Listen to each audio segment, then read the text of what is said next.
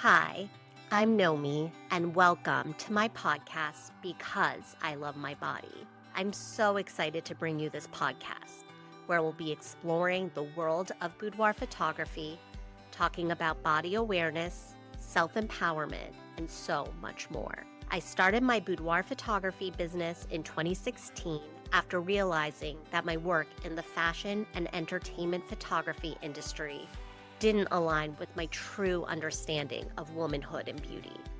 Growing up with both of my parents as liberal rabbis, I learned that soul and body are equally important, and boudoir photography became my perfect medium to capture this essence. In this podcast, we're going to have open, casual conversations about topics that aren't discussed widely. I'm here to empower women and help you embrace your authenticity and feel more confident in your own skin. So join me to celebrate womanhood, beauty, and empowerment in all its forms. Hello, and welcome to this episode of Because I Love My Body. This is such a treat because I have my dear friend Nadine from Jamaica in New York when I'm in New York. And so we decided to record this podcast here together. Welcome. Thank you. It's a joy to be in your studio where you create so much magic. Thank you for having me. I appreciate it. I'm so glad you're here. So today we're going to talk about self-love as a practice. We put out there, self-love is so important. We should embody self-love. But when it really comes down to it, what is self-love? Wow, that's a big question. The shortest answer I can come with, it really is about acceptance of self, especially our imperfections. And being a yoga teacher, transformational coach, self-love is really an inside job. There's so much conditioning and programming that we have. The first step towards self-love is the unlearning of limiting beliefs that we carry about ourselves, particularly as women as it relates to our physical bodies. It really is an internal job. Absolutely. And I think especially as women, because of our environments around us, we are pushed away so much from our natural sense of self. And I think that's why the concept of it being a practice is so powerful. I mean, I think we're born into this world with a sense of worthiness, and we're then pushed away from it as like cultural conditions. But in order to really engage with it as an adult, it is a practice. It's like a muscle. So what does that mean for you? Wow.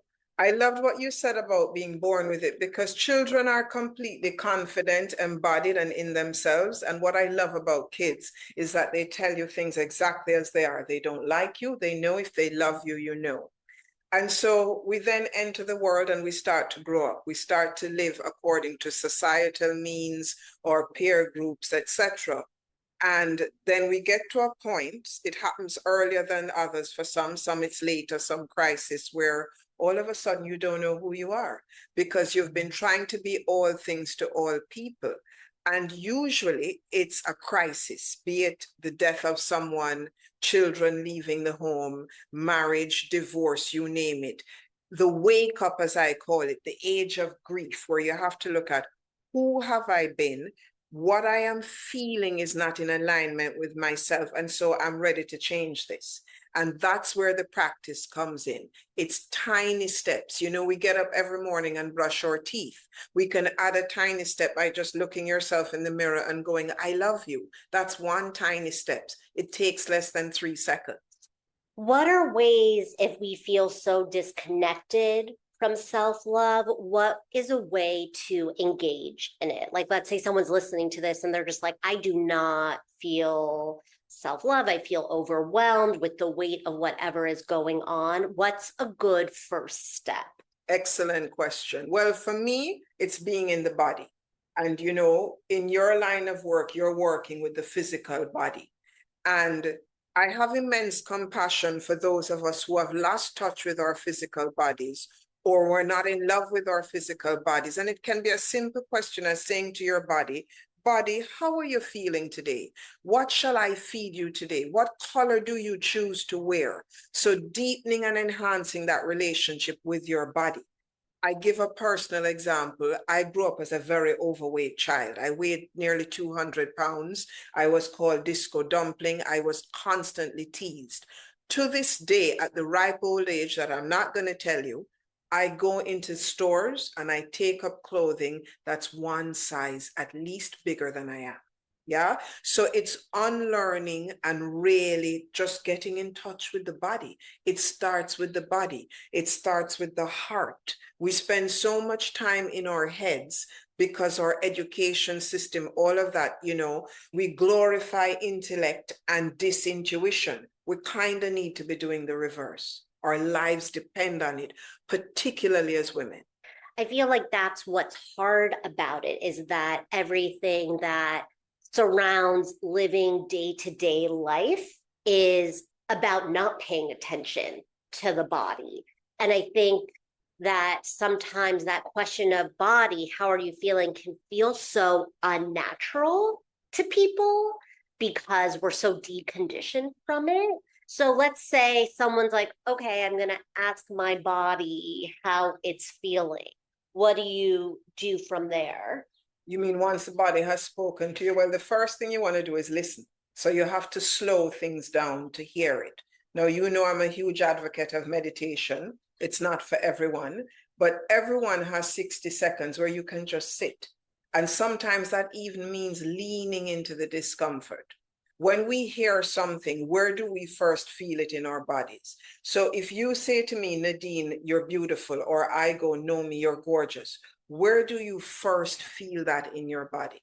For many of us, hearing that as women, we deflect from it because however we were raised, it's almost as though you're being, what's the word I'm looking for, obnoxious or conceited to actually bragging, etc. Yet we also know that confidence, which is connected to self-love, is an inside job. Until you feel something, you can't put it out there. Absolutely. I think that from witnessing so many of the clients coming through the studio, there's literally no correlation between body size or how somebody looks physically and how they actually feel about their body. So you could see someone who culturally is the beauty norm and they're potentially the most insecure, or maybe they're confident in their body, or you see someone who maybe isn't as traditionally beautiful, whatever that means, and they're extremely confident. So I also agree. It's an inside job. And something that I've been thinking a lot in my work is that it also requires action. It can't just be an internal dialogue going on in your head. Like you can say as many affirmations, like those are all tools, but it also has to be physical action. So I think the meditation, that's also taking an action, or moving your body is an action. Absolutely. And in fact, I love that you spoke about moving the body because, even just dancing in front of your mirror when no one is watching, flowing with yourself, being able to touch yourself. We would touch a baby, you would pet your dog, you would stroke your cat. Why wouldn't you apply that to yourself? And there are healing benefits to touch. That's why we hug. So, even when you're feeling less than or you're feeling down, something as simple as a somatic exercise of just slowly rubbing the hands together, that brings you back into your body. Hugging yourself and stroking your arms, reminding yourself that you're safe. Right. That all brings you back into the body. Right. And putting down these very gadgets that we're using for these things. Right. Yeah, if you can just put them down for a moment, it brings you right back into your body. Taking your shoes off, walking barefoot, placing your feet flat on the floor so that you are grounded. The thing is, the world in which you are, where so many of us are disconnected from here up. We have no idea what's going on down here, and we want to return to what's happening down here. One of my favorite practical things that can reset you, you're sitting down, you have your right hand at your heart center, you have your left hand at the base of the abdomen. You soften the shoulders, you take a deep breath in, and you just sigh it out. Oh, beautiful. Let's do that one more time. Breath in Oh, and I guarantee you, you do that 3 to 5 times, Yeah. instant reset, Yeah. instant reset. And whether you're at work, wherever you are, going to the bathroom and do that, Yeah. you know? Yeah. It feels like an endorphin booster Absolutely. almost. Like, And you're saying to yourself, I am safe, grounded in your root. I am love in your heart. And once we are safe, you see, if we're not feeling safe, then everything gets blocked from there. It's connecting root to heart. That's where Yeah. life is. Yeah, when it comes to safety, I think part of where we struggle is obviously there's safety in our physicalness, where we live, having enough food to eat, like these very basic necessities, but also feeling like there's safety within ourselves. And we've been so disconnected from that self. So it really is about creating that safety in the body and trusting the body. Absolutely. You know, I love that you share that, because years ago, one of my mentors said to me, the more you're able to trust yourself, you're able to then discern and trust others. And it took me many years to understand that. Because if you are not in alignment with yourself, if you do not trust yourself, then you're going to make less than informative decisions. Don't get me wrong, we're human, so Sure. mistakes happen along the way. Of course. And so, well, that's part of learning to the trust is exactly. making the mistakes so you're able to see what doesn't work. Precisely. And if we take a quick scan of our lives, there's never been an instant where your gut said something to you, you discarded it, and you did something else, and you later say, you know, I should have listened to myself. We all do it. Right. So part of self-love is accepting the mistakes. Absolutely. Especially our imperfections. And this is what I love about Eastern practices, the humility aspect of them, and really recognizing that we're less than perfect. Yeah. You said something earlier on, you know, along the lines of what determines beauty, whose standards are we living according to. We travel across the world, we go to Europe, we go to Africa, we go to Asia, and the image and vision of the female body was a full-bodied, voluptuous body. Somehow we have unlearned that and gone into something else. But what's beautiful is that we're coming full circle. And the reason is because we as women have created that coming full circle. This extraordinary pressure to look like a runway model is insane. You know, as someone who worked with runway models for several years, the culture of it is unhealthy, whether or not that is their natural body type or not, or all of the things that they have to do in order to be that body type. I mean, bodies come in so many shapes and sizes, including tall and lanky. So it's really the culture that surrounds it. It is really overwhelming how much there's been like this aspirational vibe of like, we need to be like this in order to feel like we're at our top or at our peak. And really taking it away from what is that body type to more like, what's the culture that surrounds it? Like, what's required in order for those women to be X, Y, or Z? Realizing that we need to create an environment and a culture individually. Absolutely. Absolutely. And that's the daily practice. That is honoring the body. You know, the body is this temple. It's a sacred vessel that carries around our hopes, our dreams, our joys, our desires, our disappointments, all of it. And so that to me is the entry point and the gateway and the access to loving ourselves. And self-love really isn't, you know, a self-absorbed narcissistic thing. No. It has nothing to do with that. It's in those days when, and believe me, I've had those days where, you know, you're just on the floor, you're hugging that toilet bowl and you're going, what the expletive? And so you stay with that moment and then you emerge from that moment in the knowing, in the trust, trusting this vessel that it's going to take you through. Yeah, I feel like the thought that I want to go away with and that I hope people can take with them is that self-love is about the movement and it's about the meditation, but it's also about accepting the challenges as a portal for the growth and learning that that is a way to create trust within self. And then it's easier to engage in the meditation, in the movement, that it can be the challenges that allow us to engage in the self-love practice. Absolutely. And the most important thing, Nomi, is really developing a relationship with the body. For those of us who have, for whatever reason, we've faced dis-ease, and dis-ease, as we know, is really an imbalance in the body. We can feel some degree of betrayal. It's like, how do I love this body that has betrayed me? If we had a pet or a child or a partner, we wouldn't discard them, I hope, because something has happened to them. We'd want to nurture them. We'd want to comfort them. We'd want them to know that we're here for them. We're going to see them through whatever it is that they're going through. And most importantly, the inquiry. What has this thing shown up to teach me? Compassion for ourselves. I appreciate those thoughts and those realizations, because they're also hard won.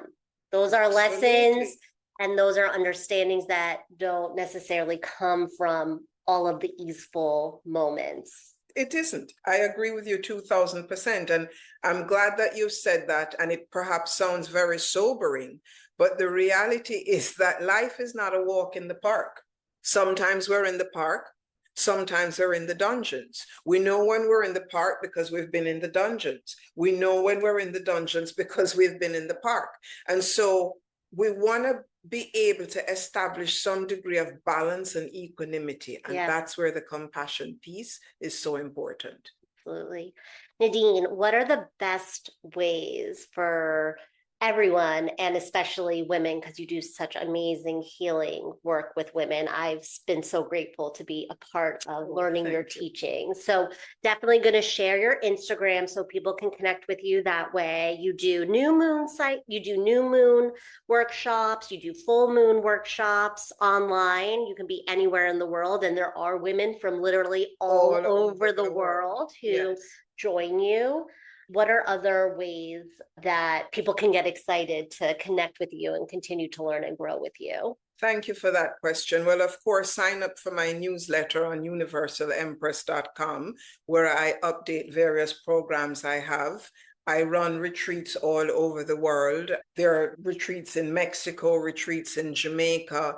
I am looking at South Africa in the fall and quite possibly even Hawaii. So cool. Yeah, so there's that option. I'm not so much on Facebook. Really, the place you want to see me is on Instagram. I also do one-on-one as well as group coaching.